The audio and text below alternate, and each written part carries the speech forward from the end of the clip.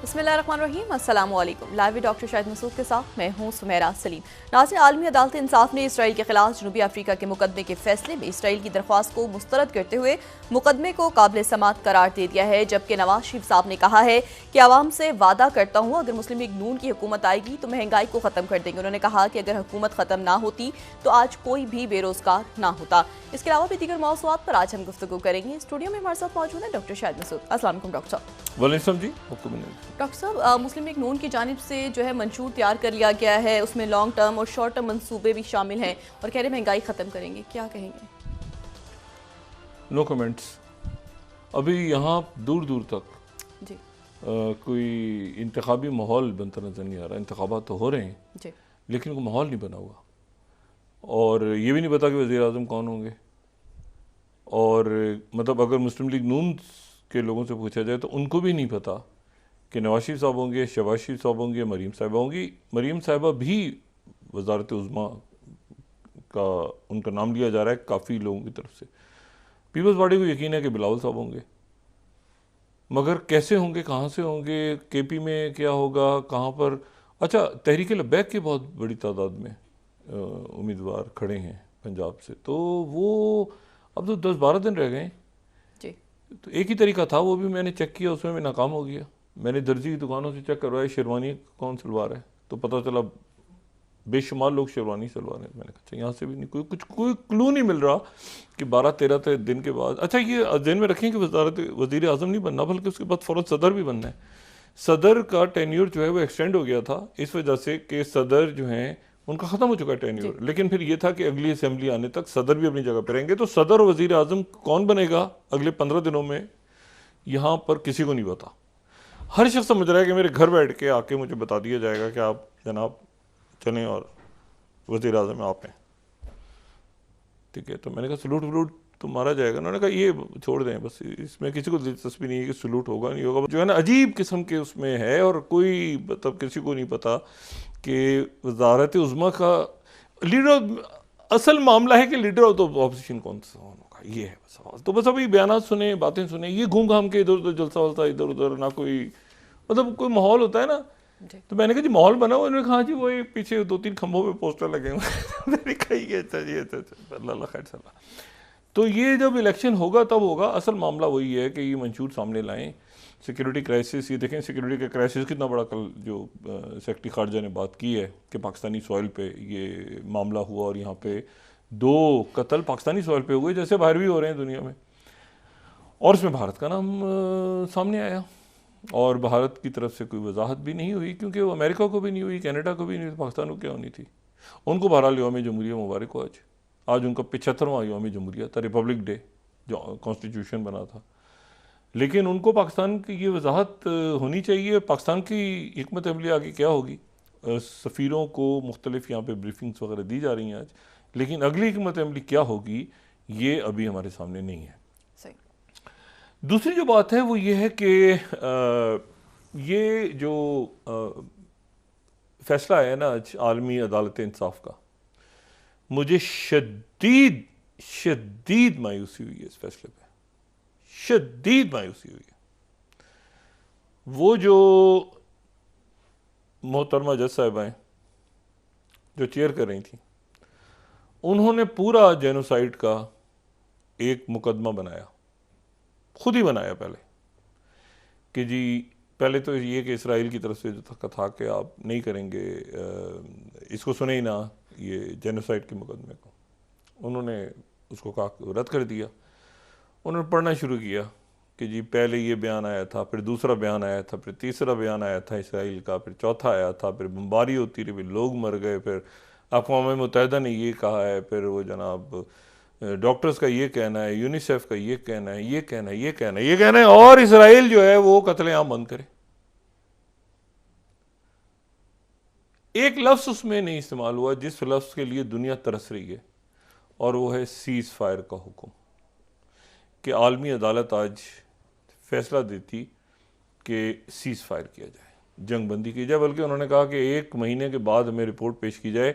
और यानी ये बिल्कुल वही स्टांस है जो अमेरिका और कई मुल्कों का है कि जी सिविलियंस को नुकसान ना पहुँचे, और जंगबंदी की जाए, सिविलियंस को नुकसान ना पहुंचे, जंगबंदी की, यही हुआ है। बाकी कत्ले आम का कब मुकदमा चलेगा, कैसे होगा, क्या उसकी तारीखें होंगी, ठीक है, वो मतलब है कि वो कुछ उसमें सीज फायर का चूँकि लफ्ज़ नहीं था तो उसकी वजह से नेतन्याहू तो शादियाने बजा रहे हैं और वो इसको कंटिन्यू रखने के मूड में, और इसको वहाँ का मीडिया भी इसी तरह से उसकी इंटरप्रिटेशन कर रहा है कि जी इसमें जो है वो सीज फायर का लफ्ज़ इस्तेमाल नहीं हुआ। ये times of Israel, third slide अगर हम दिखा दें, ICJ orders Israel to take all measures to prevent genocide in Gaza, does not order a ceasefire। बस और क्या चाहिए इसराइल को, इतना ही चाहिए था ना, तो बस वो मिल गया उनको। और मैं ये जवान दोनाग्यू हैं, इनसे एक्सपेक्ट कर रहा था जज से कि ये उसमें सीज फायर का ऑर्डर देंगे, लेकिन उन्होंने सीज फायर का इसमें सीज फायर का जिक्र नहीं किया। और इसमें जो तशवीशनाक बात है दूसरी, वो ये है कि इसको बाकी भी जो इसराइल का जो 8th स्लाइड है वो भी यही कह रहे हैं कि जी international court of justice ruling no halt to war, war रोकने का नहीं कहा उन्होंने, मगर इसका है कि इम्प्रूव कंडीशंस। 8वीं स्लाइड, इम्प्रूव कंडीशंस के प्रिजर्व एविडेंसेस वगैरह सामने रखें। जंग रोकने का हमें हुक्म नहीं दिया, सीज फायर का उन्होंने नहीं कहा। तो मेरे लिए ये जो बात है ये ज़रा थोड़ी सी अफसोस, ये इसमें कुछ वाक़यात होंगे, अब इवेंट्स होंगे, ये बदकिस्मती के साथ ऐसा लग रहा है कि ये मेज़ पे मामला हल नहीं होगा।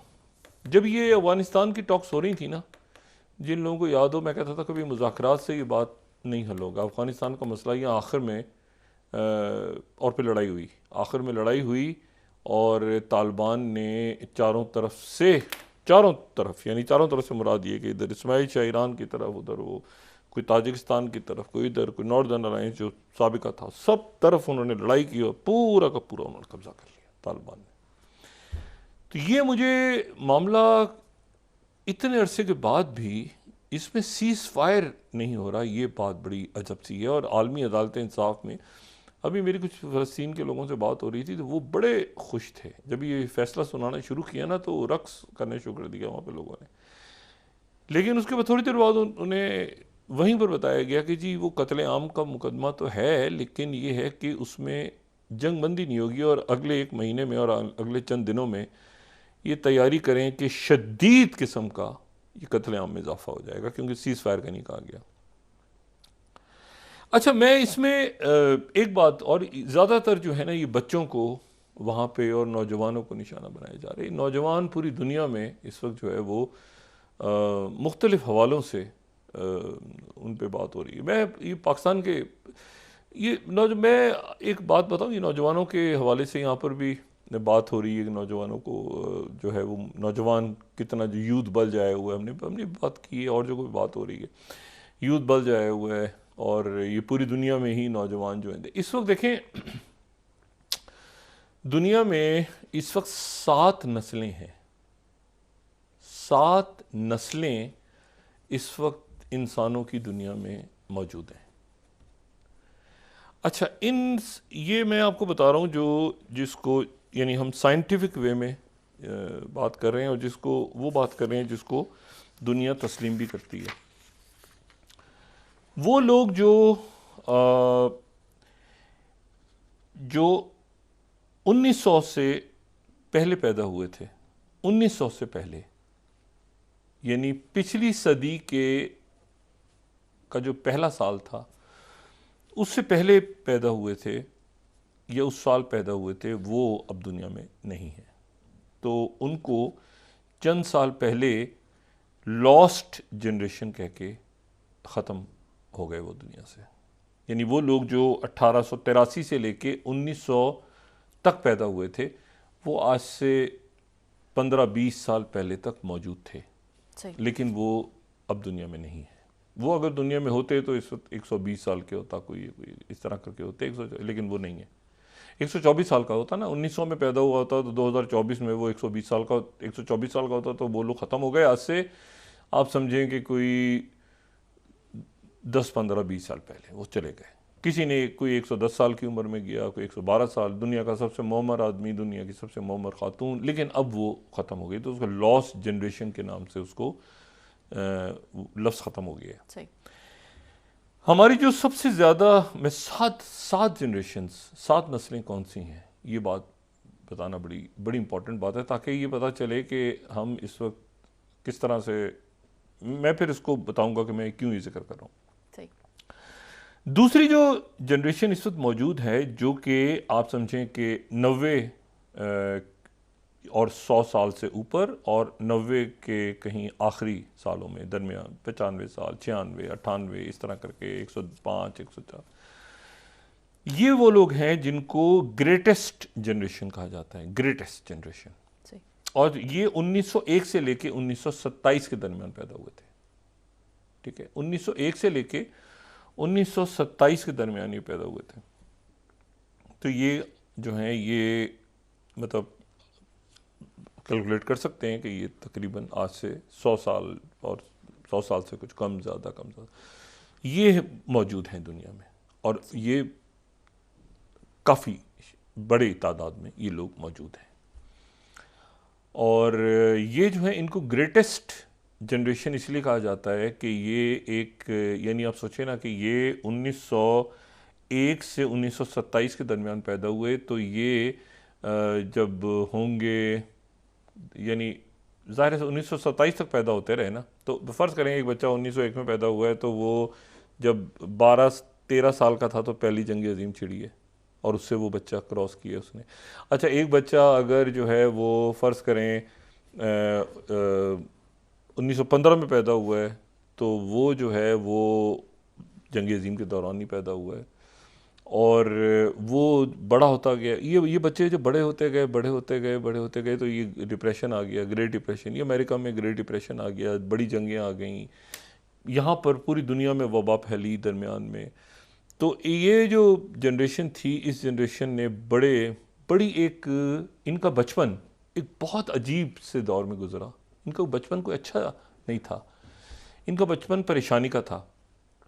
जो बड़े सग़ीर में या जो बड़ी जंगों से ज़रा दूर रहे, वहाँ तो हालात बिल्कुल मुख्तलिफ रहे, लेकिन यूरोप में, अमेरिका में, बाकी जगहों पे जहाँ पर बहुत कत्ल व गारत हो रही थी, तो वहाँ पर वो अच्छा दौर नहीं था उन बच्चों का। लेकिन उनको ग्रेटेस्ट जनरेशन इसलिए कहा गया कि वो फिर दूसरी जंग अज़ीम जब आई तो उस वक्त वो नौजवान होकर उसमें लड़े, क्योंकि 1927 तक वो कट ऑफ डेट थी, तो वो 20-22 साल के हो चुके थे। 1940 तक, यानी 40-45 तक, जब तक दूसरी जंग अज़ीम ने आना था, तो उनको ग्रेटेस्ट जनरेशन के नाम से याद किया जाता है।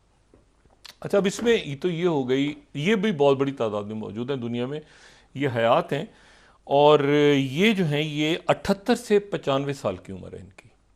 अगर आपको 78 से, ये एक रफ सा एस्टिमेट मैंने लगाया है कि इसमें माजरत, ये भी जो है ना, ग्रेटेस्ट जनरेशन भी आपको ये आपको नज़र आएगी, ये भी आपको 90 की दिहाई में नज़र आएगी। माजरत, ये भी 90 की दिहाई में आपको नज़र आएगी। 1901 से 1927 है ना, तो 2024 है, तो ये भी आपको 90 की दिहाई में या 100 साल के आसपास कहीं नज़र आएंगे ये लोग। इनको ग्रेटेस्ट जनरेशन के नाम से कहा जाता है, और ये मौजूद हैं। उसके बाद जो साइलेंट जनरेशन है ना, उसकी बात है। साइलेंट जनरेशन है 1928 से 1945 तक जो बच्चे पैदा हुए, ये वो हैं जो अब 78 से 95 साल तक हैं। 78 से 95 साल अगर उम्र है, इसको जरा बड़ा करके रखेंगे तो बड़ा इसको लोग समझने में आसानी होगी। अभी मैं साइलेंट जनरेशन पे हूँ। लॉ जनरेशन चले, इसको यहीं रोक के रखिएगा। लॉ जनरेशन इंतकाल कर गई 1983 से। अच्छा, जो ग्रेटेस्ट जनरेशन है 1909 से 1927 तक पैदा होने वाले, वो मौजूद हैं दुनिया में। साइलेंट जनरेशन मौजूद है दुनिया में 1928 से 1945 तक जो पैदा हुए, तो वो मैंने वही कहा ना आपसे कि वो 78 से 95 साल के आसपास की उनकी उम्र है, और वो मौजूद हैं दुनिया में। उनको साइलेंट क्यों कहते हैं, ये भी बड़ी कहानी है। दरमियान में पैदा हुए, अफरा तफरी थी दुनिया में, सारा कुछ था, बड़े अच्छे, बड़े मेहनती, बड़े। अच्छा, उस दौर में ये था मैंने इसको चेक किया, मैंने कि साइलेंट नाम क्यों रखा हुआ है।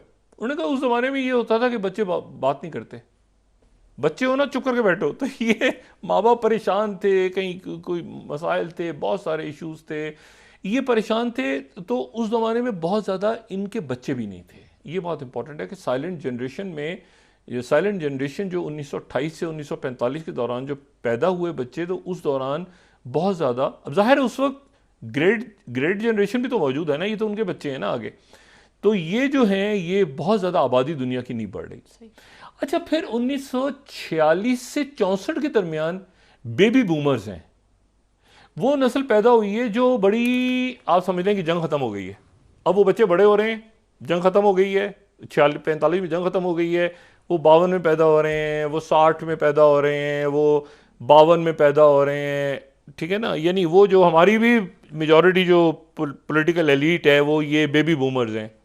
बहुत सारे बच्चे हैं, कज़न्स हैं, ठीक है ना, वो उसका कज़न, खाला, पुप्पी का बच्चा, शादियां हो रही हैं, वो तरक्की आ रही है। वो तरक्की क्यों आ रही है? तरक्की आने की भी वजूहत है। पैसा क्यों आ रहा है? क्योंकि दुनिया में बहुत ज़्यादा जंगों के बाद तबाही फैल गई है, तो जी लोग जा रहे हैं, कहीं पर तामीरात शुरू हो गई हैं, कहीं पे आज़ादी के बाद जो है वो मुलाजमतें मिलना शुरू हो गई हैं, मुल्क बनना शुरू हो गए हैं, खुशहाली आनी शुरू हो गई है, ब्लॉक्स बन गए हैं। अच्छा जी, ये कोल्ड वॉर है, कोल्ड वॉर के अंदर सुकून है जनाब, अमेरिका भी पैसे दे रहा है कुछ मुल्कों को सोवियत यूनियन पैसे दे रहा है, मतलब एक बेबी बूमर्स हैं, सुकून चैन से। तो लोग जो है ना वो 50 की दिहाई, 60 के हम जो होते थे उस वक्त, तो कितना अच्छा होता था, बचपन हमारा ऐसा गुजरता था, ऐसा गुजरता था, वो जो उस दौर के। अच्छा, ये ध्यान में रखें कि ग्रेट जनरेशन मौजूद है, वो भी देख रही है कि शुक्र है खुदा का हम उस मुश्किल हालात से निकला है, वो बड़े हो गए हैं, ठीक है ना। उसको साइलेंट जनरेशन भी मौजूद है, वो भी थोड़ा सा खुश ये नहीं, जनरेशन अभी मौजूद है, वो जनरेशन अभी तक है, तो उस वक्त देखें ना, उस वक्त भी तो होंगे ना, उस वक्त जवान होंगे। लेकिन एक माहौल ऐसा आ रहा है कि अच्छा बच्चे ज़्यादा पैदा हो रहे हैं, बहुत मतलब है कि खुशहाल हैं, इधर उधर सफ़र हो रहा है सारा।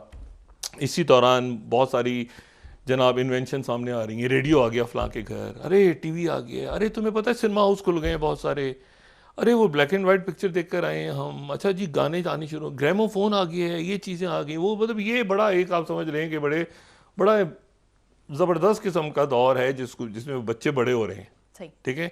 तो ये बेबी बूमर्स हैं, बेबी बूमर्स भी मौजूद हैं दुनिया में बहुत बड़ी तादाद में।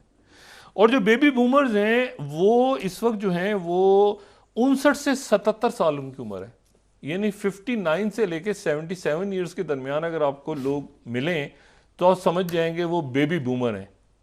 और दुनिया का 53% माल इनके पास है इन्होंने अपने बच्चों को नहीं दिया, जायदादें 53% पैसा इनके नाम पे है। 53 इन्होंने आगे वो जो पैदा हुए थे ना 1964 में, उन्होंने आगे पैसा नहीं दिया, वो अपनी जगह पर पैसा रखा हुआ है उन्होंने।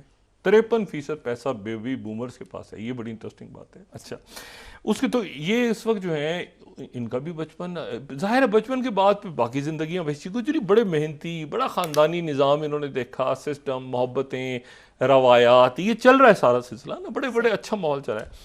अच्छा, उसके बाद आ गई जनाब जनरेशन एक्स। जनरेशन एक्स वो है जो 65 से 80 के दरमियान पैदा हुए, 65 और 80 के दरमियान।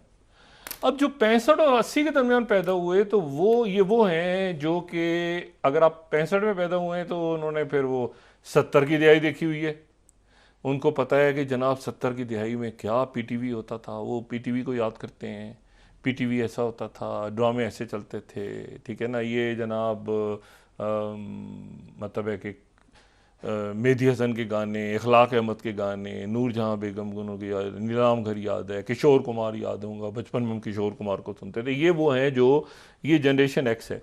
जनरेशन एक्स जो है वो 1980 तक पैदा हो रही थी। अब 44 से 59 ईयर्स तक के लोग अगर आपको मिलते हैं तो वो जनरेशन एक्स है। सही। अच्छा, अब आप आ जाए मिलीनियंस पे, ठीक है ना। ये जो है ये वो हैं जो 89 से 96 तक पैदा हुए, 89 से लेके 96 तक ये पैदा हुए, और ये तो जाहिर है भी बहुत बड़ी तादाद में मौजूद हैं। ये वो हैं जो तकरीबन 27 से 42 साल जिनकी उम्र है, अभी 27 से 42 साल की अगर उम्र के आपको मिल रहे हैं लोग तो वो ये हैं, इस अरसे में पैदा हुए हैं। और ये वो लोग हैं जिनमें से ये वो बच्चे हैं जो कि जैसे ही बड़े हुए तो इन्होंने अपने आप को ऐसे देखा कि जैसे मतलब इन्होंने इंटरनेट में आँख खोली। जब इन्होंने आँख खोली तो इंटरनेट था, इंटरनेट था किसी न किसी अंदाज में, कहीं वीसीआर वगैरह इनको बचपन में याद होगा, कहीं कुछ, लेकिन उनको वो पुरानी चीज़ें इनको याद नहीं है कि कभी कोई ब्लैक एंड वाइट टीवी भी हुआ करते थे, कभी वो 4 टांगों वाले टीवी भी होते थे। मतलब ये आहिस्ता आहिस्ता ये बच्चे जो हैं इनको बताएं तो फिर ये सुनते हैं कहानियाँ अपने बड़ों से, क्योंकि बड़ी जनरेशन भी जिंदा है ना अभी। मैंने कहा 7 नस्लें जिंदा हैं अभी, ठीक है। तो 1 2 3 4 5 पे हम पहुंच गए। उसके बाद छठी जो है वो है जिसको जनरेशन जी कहते हैं। जनरेशन जी वो है जो अब 12 से 27 साल तक है, या 14 से 27 साल तक के बच्चे हैं, और ये हैं 1997 से लेके जो 2012 तक पैदा हुए। डिपेंड करता है कि साल में पैदा हुए, तो ये उनको जनरेशन जी कहते हैं। अच्छा, अब ये जो है ये वो बच्चे हैं जो इंटरनेट के दौर में नहीं पैदा हुए, बल्कि ये मोबाइल के दौर में पैदा हुए। इन्होंने पैदा होते ही जब होश संभाला तो मोबाइल था, मोबाइल मौजूद था, वीडियो गेम्स मौजूद थे, और साथ साथ फिर इन्होंने देखा कि आईफोन भी आ गया है, छोटा सा एक आईफोन भी आता है, ये भी आता है। बचपन में देख लिया, क्योंकि फ़ौरन ये चीज़ें जो हैं वो सामने इनके आना ऐसी शुरू हो गई कि जिसमें मतलब इंटरनेट से आगे की कहानी है। और उसके बाद यहाँ पर कहानी ख़त्म हो गई। कोई जेड के बाद तो कुछ भी नहीं होता ना जी। भाई, एक्स भी हो गया। अच्छा, वाई के ऊपर बड़ी बहस चलती है, वो वाई मर्ज हो गई नहीं, ये मर्ज हो गए बीच में। तो 2010 के बाद जो बच्चे पैदा हुए, यानी अभी जो बच्चे 2010 के बाद पैदा हुए हैं, वो जनरेशन अल्फा है। ये 2024 इस साल तक जो बच्चे पैदा होंगे वो जनरेशन अल्फा हो गए। यानी अगर कोई बच्चा जो है वो 12 साल का है, 13 साल का है, तो वो जनरेशन अल्फा है। अगर कोई बच्चा 5 साल का है तो वो भी जनरेशन अल्फा है। अगर कोई बच्चा 6 महीने का है तो भी जनरेशन अल्फा है, ठीक है। इसके बाद ये जो जनरेशन अल्फा है, ये कोई 2036 तक ये चलेगी, और फिर बीटा आ जाएगी, जनरेशन बीटा आएगी, गामा आएगी। ये जो यूनानी अल्फाज हैं ये शुरू हो गए आगे। अच्छा, अब इसको बताने का मकसद क्या है? इसको एक तो ये मकसद है कि 7 नस्लें इस वक्त हयात हैं दुनिया में, ठीक है। उनको उनके नंबर्स को कम ज़्यादा कर सकते हैं कि जाहिर है कि एक जनरेशन ख़त्म होती है तो दूसरी जनरेशन उस वक्त तक उसकी जगह ले चुकी होती है।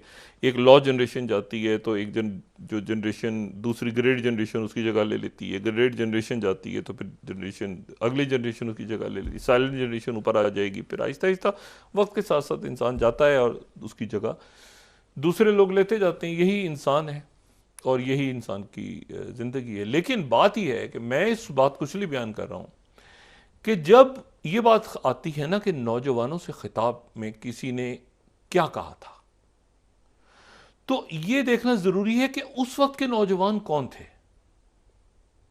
मतलब मैं ये बात अगर कहूँ कि जी कैनेडी ने नौजवानों से खिताब किया था, तो कैनेडी ने जो जिन नौजवानों से खिताब किया था वो नौजवान यहाँ नहीं है। वो जनरेशन चली, वो जा चुकी है। वो जनरेशन नहीं है।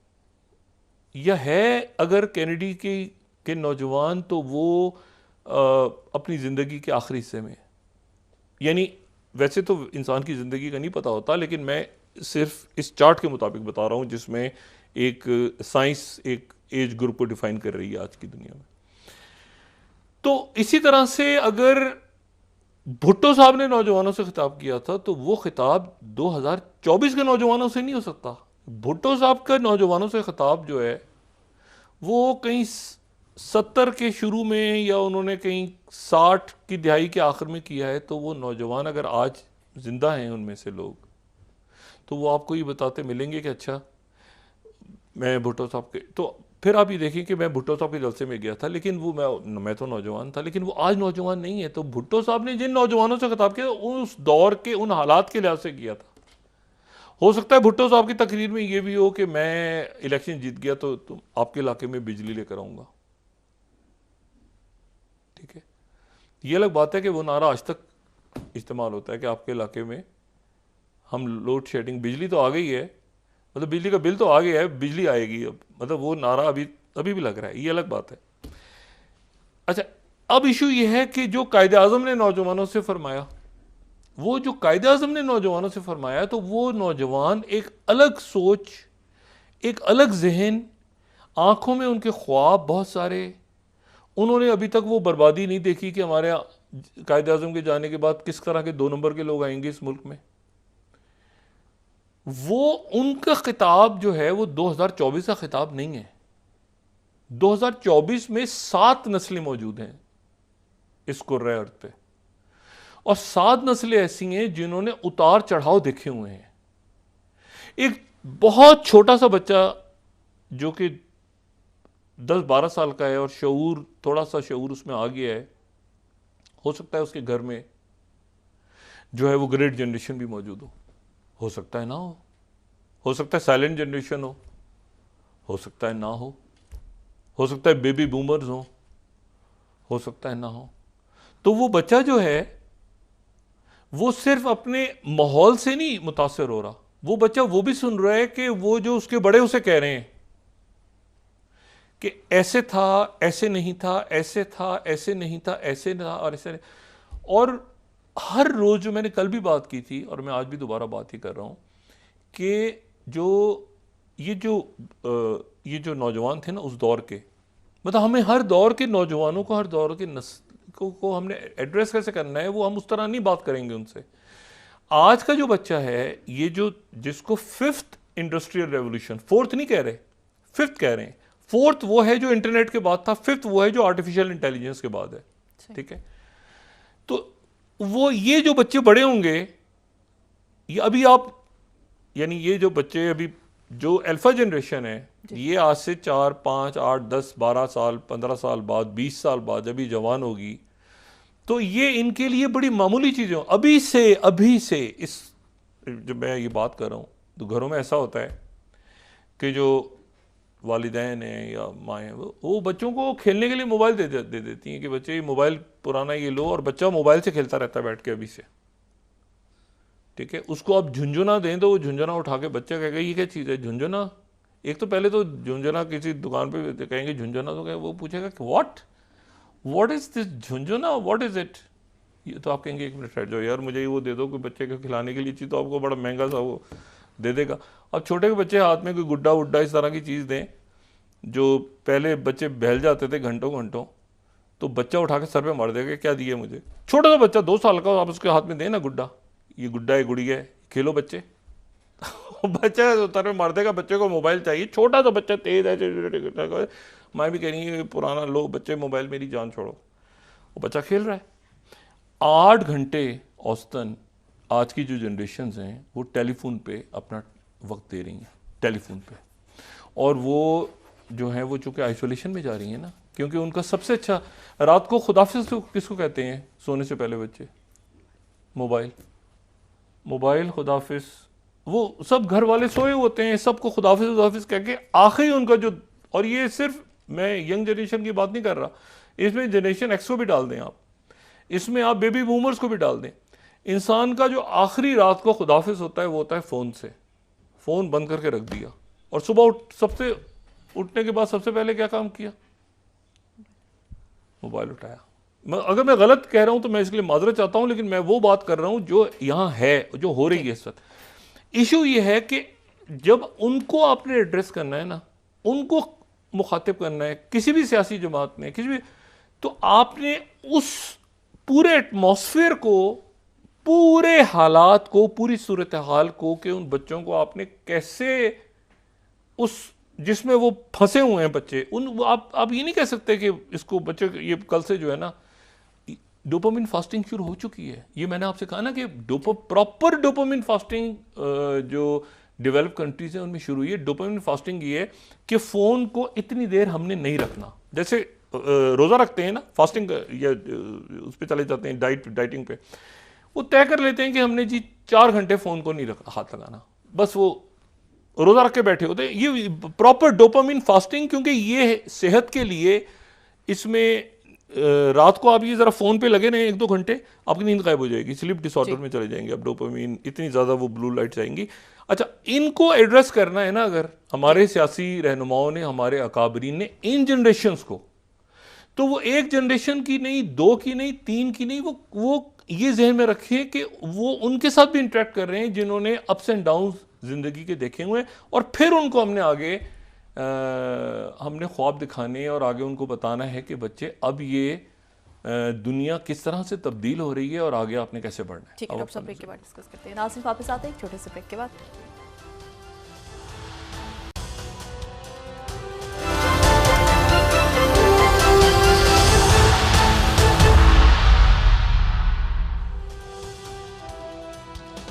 वेलकम बैक नाज़रीन। डॉक्टर साहब, आप ये कहते हैं कि जंगें बढ़ रही हैं और ये आलमी अदालत का जो फैसला आया है, क्या इसके बाद जंगबंदी हो जाएगी या नहीं? नहीं, जंगबंदी है ही नहीं इसमें। इसमें उन्होंने कहा है कि सीज़ फायर का लफ्ज़ इसमें नहीं है, जो बड़ी एक जिसके बाद हालात अब किस तरह जाते हैं उस पर हम अंदाज़ा लगा सकते हैं। मैं सिर्फ ये बताऊं कि ये दुनिया में ना हम साइलेंट जनरेशन और ग्रेट जनरेशन को अगर हम एक तरफ रखें तो जो एक्टिवली फैसला साजी में लोग शरीक हैं 1946 से 64 और फिर 2012 तक, तो ये हमारे सामने पिक्चर आ रही है। और इसमें आप ये देखें कि दुनिया की 21.8% जो आबादी है वो बेबी बूमर्स हैं, 60 से 78 साल के। ये ज़हन में रखें। ये मैं ब्रूकिंग्स की आपको ये रिपोर्ट दे रहा हूँ। ब्रूकिंग्स ये पूरी दुनिया में, ये कह रहे हैं नौजवान आ गए हैं, नौजवान नहीं, और ये 21.8% जो हैं ये बेबी बूमर्स हैं, 20% जनरेशन जी है और जनरेशन अच्छा, लेकिन बेबी बूमर पे नज़र मेरी इसलिए है कि 53% दौलत उन्हीं के पास है तो उन्होंने आगे भी बच्चों को बच्चा पार्टी को नहीं थी। अच्छा एनीवे, लेकिन फैसला साजी में ये सारे हैं। अब वो बच्चे वो उनको बताएंगे, इनके घर में इनसे बड़े भी हैं मौजूद, वो भी हयात हैं बहुत बड़ी तादाद में। तो ये जो हैं ये आगे ये जो ट्रांसफॉर्मेशन है ना, अब मैं अगर ये एक्सपेक्ट फर्स्ट कर मैं भी स्कूल में जाता हूँ बच्चों से मिलने के लिए कहीं पर, ये नौजवानों से किसी जगह में कोई कहता हूँ कि कोई, तो ये जनरेशन जी मुझे जो मिलती है ना 1997 का बच्चा जो पैदा हुआ है, या इवन जो मिलेनियल्स मिलते हैं जो 1981 के बाद पैदा हुए हैं, जो 28 से 83 साल के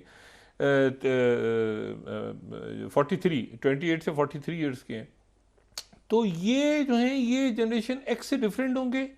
जनरेशन एक्स जो है वो जनरेशन बेबी बूमर से डिफरेंट होंगे, वो कल्चर डिफरेंट होगा, वो बातें डिफरेंट होंगी, वो उनके हाथ में किसी को कोई जो है शायरी पढ़ रहे होते थे, अब वो जो मोबाइल से खेल रहे होते हैं या काम कर रहे होते हैं, तो वो जो है ना तरीका अलग है।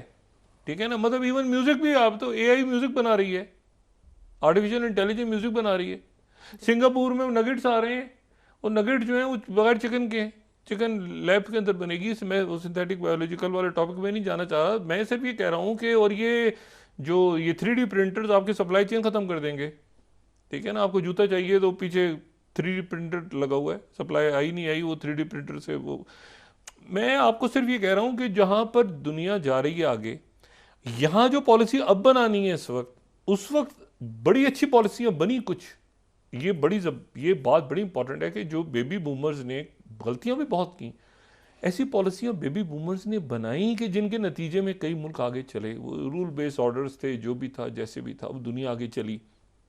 इसी तरह से जो जनरेशन एक्स है वो तो बीच में बहुत गड़बड़ हो गई ना, क्योंकि वो बाहर जाना है, अच्छा जी जॉब्स ख़त्म हो रही हैं, अच्छा ये हो रहा है, तो जनरेशन एक्स तो कहीं बीच में फंस गई। लेकिन बेबी बूमर्स ने प्रॉपर इंजॉय किया, वो सेटल हुए, सब कुछ जो है बड़ी हद तक ये जनरेशन एक्स भी गई, वो भी सेटल हो गई। जो नेक्स्ट जनरेशन आ रही है, जो जनरेशन जी है, वो परेशान है। वो आगे उसको अचानक पढ़ते पढ़ते ये देखें ना, जो ये जनरेशन अल्फा है, वो आते ही बच्चे उठे हैं, थोड़ा बहुत संभाला है, आते ही झटका लग गया, 3 साल का कोविड आ गया। तो बच्चों ने क्या याद करेंगे कि पहली चीज़ क्या आई, क्योंकि कोविड था, घर में बंद कर देते थे, हमारे माँ बाप हमें अंदर रोते रहते थे। ये हमने आगे की जनरेशन के सवाल ये है कि जो कौमें हैं ना, जो आपने पॉलिसीज़ बनानी है, वो लॉन्ग अपने लिए नहीं बनानी कि मैं यार आज करके तो मैं बस खुदाफिज। ये भी देखना है कि आप नहीं है, आपके घर में बच्चा है, जो आपके बच्चे हैं ना, मैं अपने बच्चों के लिए छोड़ जाऊंगा, ना ना ना ना ना। आप उन बच्चों के लिए क्या छोड़ के जाएंगे?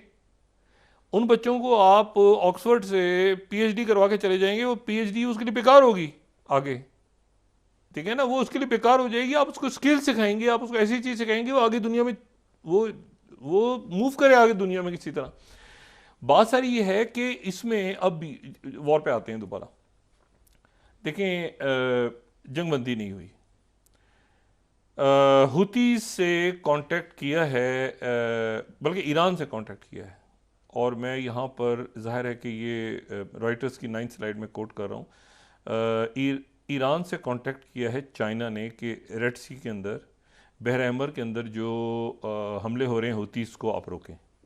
अच्छा, ईरान ने इसके ऊपर कोई कमेंट नहीं दिया और उन्होंने कहा है कि हमसे चाइना ने कोई बात नहीं की इसके ऊपर अभी तक, ठीक है। लेकिन ये खबर राइटर्स की है और ये बात इंपॉर्टेंट है। ग्लोबल टाइम्स ने चूंकि एक एडिटोरियल लिखा है आज, और वो एडिटोरियल ये जाहिर कर रहा है कि अमेरिका ने चाइना से कहा है कि आप ये सप्लाई खुलवाएं, और ये जो 11वां एडिटोरियल है ग्लोबल टाइम्स का, if you needs China in Red Sea it should talk to China nicely, आराम से तमीज से बात की जाए। मतलब चाइना ने ये नहीं कहा कि हम नहीं बात, चाइना ने कहा असर रसूख, क्योंकि देखिए ये जो सप्लाई चेन्स अगर जाती हैं तो पूरी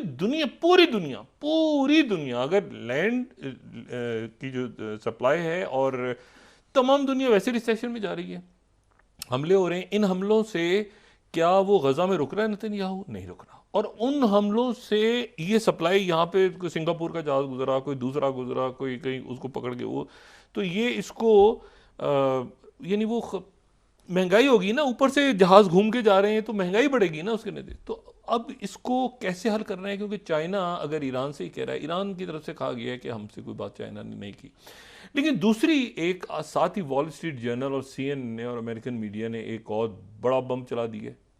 उन्होंने कहा है कि करमान में जो दहशतगर्दी हुई थी, जिसके बाद पाकिस्तान और ईरान की तलखी बढ़ी और एक अफसोसनाक वाक़या पेश आया जो कि आज ख़त्म होने जा रहा है, और इंशाल्लाह दोनों मुल्कों के सफ़ीर जो हैं वो अपने अपने जगहों पे चले जाएंगे।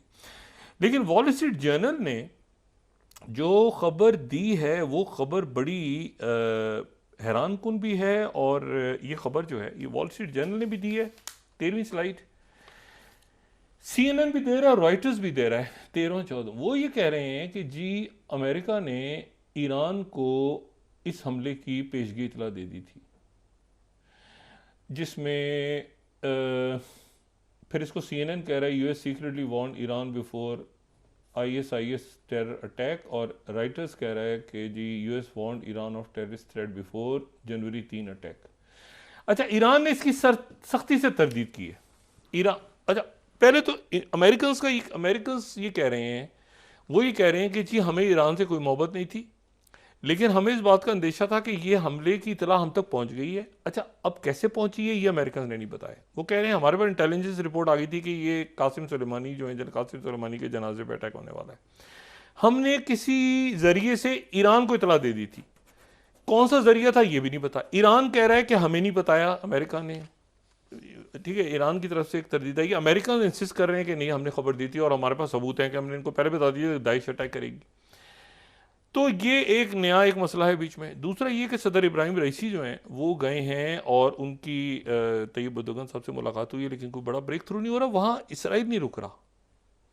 और ये भी अब एक ज़हन में रखेंगे जहाँ और बहुत सारे चुनाव इस साल होने हैं, इंडिया, इंडोनेशिया, अमेरिका, बरतानिया, पाकिस्तान, वहाँ जो रहबर हैं आयतुल्लाह खामिनाई, ये भी मुमकिन है कि आयतुल्लाह खामिनाई के जानशीन यानी तीसरे रहबर कौन होंगे। आयतुल्लाह खामिनाई सदर रहे हैं, यानी अचानक इंतकाल फरमा गए थे आयतुल्लाह खुमैनी, तो उसके बाद जो है वो जो मुंतजरी थे उनके साथ वो नायब रहबर थे, इख्तलाफात पैदा हो गए थे, उनको नहीं, फिर चुनाव हुआ था बाकायदा जो मजलिस बुजुर्गान का एक है, जिसमें से रूहानी को, साबिक सदर रूहानी को भी निकाला गया। तो उसमें अब ये भी मुमकिन है कि रहबर का चुनाव हो, और रहबर के चुनाव में जो है वो सदर इब्राहिम रईसी का नाम भी आ रहा है कि वो खुद भी रहबर की जगह संभाल सकते हैं। रहबर अपनी ज़िंदगी में हो सकता है उनको, यानी क्योंकि उनकी एज ज़्यादा हो गई, और रहबर जो हैं आयतुल्लाह खामिनाई ये सदर भी रहे हैं, और सदर बनने के बाद ये रहबर बन गए थे आयतुल्लाह खुमैनी की जगह। 81 से 88 तक ये सदर थे, तीसरे सदर थे। इससे पहले जो सदर थे वो तो वज़ीर आज़म के साथ उनको बम धमाके में शहादत हो गई थी। तो ये जो है इस साल ये भी मुमकिन है, और ये जो है कि मजलिस बुजुर्गान जो है वो मुंतखब करे। और क्योंकि आयतुल्लाह खुमैनी जो हैं उन्होंने अपनी ज़िंदगी में ही नाम दिया था, लेकिन बाद में उन्होंने उस नाम को विड्रॉ कर लिया था, और उसके नतीजे में फिर वो चुनाव हुआ था मजलिस बुजुर्गान का। तो हो सकता है कि वो भी इस साल जो है अनाउंस कर दें आयतुल्लाह खामिनाई के उनके बाद अगले रहबर कौन से होंगे। और ये जो है ना, अब ये अच्छा इवेंट्स, इतने सारे इवेंट्स हैं, ये दोबारा CIE के जो चीफ हैं विलियम बर्न्स, वो कतर के वज़ीर आज़म और वज़ीर ख़ारजा, मोसाद के सरबराह मुस्तफ़ा कमाल जो हैं, वो मुस्तफ़ा कमाल जो हैं ये मिस्र के, और उसके बाद ये तमाम शख्सियात जो ये हैं, ये सारे जो इंटेलिजेंस चीफ हैं, नुमाइंदा खसूसी, ये दोबारा यूरोप में जमा हो रहे हैं। और एक बात मैं सिर्फ बता दूं, एक बात जो सबसे इसमें अहम है, उस पर मैं क्लोज करूंगा, और वो बात इतनी अहम है, और वो ये है कि जो एक ऑफ़र ठुकरा दी है, और वो ऑफ़र ठुकरा दी है CNN के बकौल। ये CNN की छठी स्लाइड एक्सक्लूसिव, CNN ये जो है, ये जो है छठी स्लाइड कि इसराइल के जो स्पाई चीफ हैं मोसाद के, उन्होंने ये ऑफ़र कर दी कि याहिया सिनवर जो हैं वो गज़ा से चले जाएं, महफूज मुल्क में जाके सेटल हो जाएं। लेकिन फिर 7वीं स्लाइड जो है वो इसराइल का मीडिया में कोट कर रहा हूँ कि मोसाद का जो ऑफ़र है, मोसाद ने ऑफ़र की है हमास लीडर्स को, मोहम्मद दैफ को, याहिया सिनवर को, बाकी उनके साथियों को, कि आप एक डील ऐसी करें जिसमें आप सब गज़ा छोड़ के चले जाएं। और उन्होंने इनकार कर दिया गज़ा छोड़ने से। उन्होंने कहा है कि हम इधर ही जाने दे देंगे, लेकिन हम आखिरी दम तक लड़ेंगे, हम यहाँ से छोड़ के नहीं जाएंगे, आप जंग बंद करें। सही। तो याहिया सिनवर, मोहम्मद दैफ और इनको कायल करने की कोशिश हो रही है कि ये ईरान गज़ा छोड़ दें। ये गज़ा छोड़ने पे आमादा नहीं हो रहे। कुवैत ने एक बहुत बड़ा दहशतगर्दी का सेल पकड़ा है, जो कि वहाँ पे अहले तशी के मुख्तलिफ मुक़द्दस मकामात को निशाना बनाने जा रहा था। तो ये मामलात किस तरफ जा रहे हैं, आज आलमी अदालत से तवक्को थी कि जनूबी अफ्रीका के इस अपील के ऊपर वो स्टे देगा जंगबंदी का फ़ौरन, और बाद में मुकदमा जो चलना है चलता रहेगा, लेकिन वो स्टे चूँकि नहीं हुआ, तो इसलिए मेरा ख्याल है कि आने वाले दिनों में ये जंग और कशीदगी बढ़ेगी। हुतीज़ जो हैं उनका एक डेलीगेशन मॉस्को पहुँच गया है। ठीक हो गया, बहुत शुक्रिया डॉक्टर साहब। नाज़रीन, के साथ ही आज का प्रोग्राम अपने अख्ताम को पहुँचा। मुझे सुमेरा सलीम को दीजिए इजाज़त। अल्लाह दी के मां। जी डॉक्टर साहब, अपना दोस्तों, रिश्तेदारों, गुरदोनवाह के लोगों का सब ख्याल रखिएगा। अल्लाह।